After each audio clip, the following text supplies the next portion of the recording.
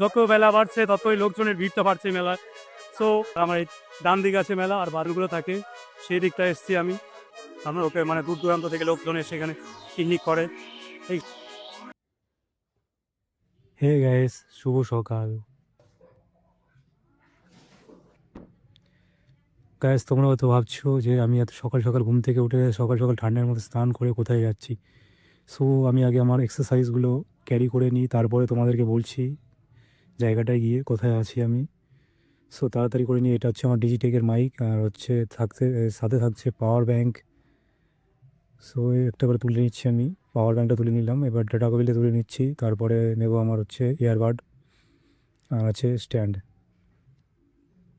So সবগুলো আমি carry করে নিয়ে রেডি হয়ে বেরিয়ে যাচ্ছি। সো জায়গায় গিয়ে আপনাদের সাথে কথা বলছি, জায়গাটায় পরিচয় দিচ্ছি।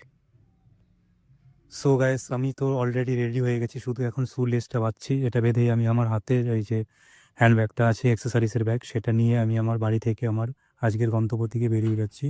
সো সেখানে গিয়েই কথা বলছি তোমার সাথে। নমস্কার বন্ধুরা, কি হালচাল? স্বাগত জানাই আমার নতুন ব্লগে। আমি রকি, আপনারা দেখছেন অফিসিয়াল রকি 2.0। সো আজকে এসেছি আমি একটা প্রত্যন্ত গ্রামের, যেটা হচ্ছে সমুদ্রগড় জালইডাঙ্গার মকর সংক্রান্তি উৎসব। ওইখানে দেখতে পাচ্ছেন আশেপাশে লোকজনের পিকনিকের ভিড় চলে এসেছে, সকাল থেকেই ভিড় লেগে গেছে।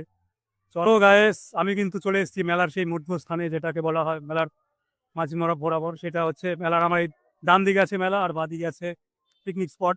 আপনারা দেখতেই পাচ্ছেন সকাল থেকে লোকজনের ভিড় বেড়েই চলেছে।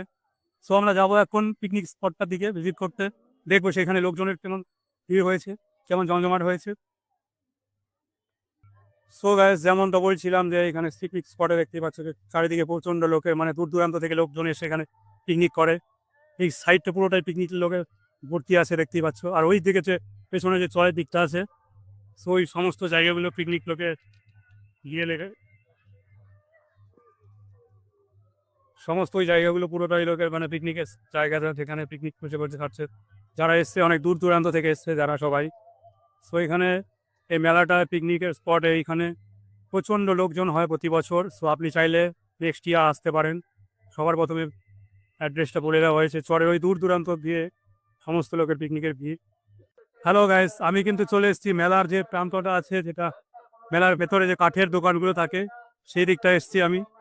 আপনারা দেখতে পাচ্ছেন সামনে যাচ্ছি, এখানে দেখতে পাচ্ছি যে কাঠের দোকানগুলো, সমস্ত জিনিসপত্র যে থাকে মেলায়, মেলা প্রাঙ্গণে যে কাঠের জিনিসপত্রগুলো থাকে সেই দিকটাতে আমি এসেছি। সো দেখতেই এইখানে সমস্ত ধরনের কাঠের জিনিস পাওয়া যায়, লোহার জিনিস পাওয়া যায়। সো আপনাদের এই মেলায় আসলে কোনো অসুবিধা হবে না।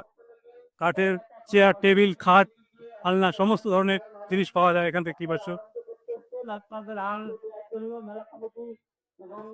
সো যত সময় বাড়ছে ততই লোকজনের ভিড় বাড়ছে মেলায়।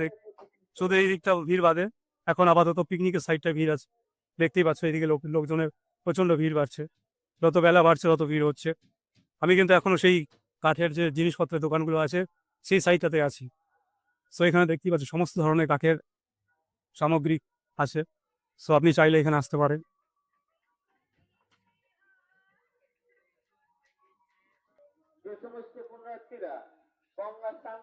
আমার পেছনটায় আছে কিন্তু নগরদোলা ঘূর্ণিঝড় যেগুলো বলা হয় সেটা আছে, এখানে খাবার দাবার।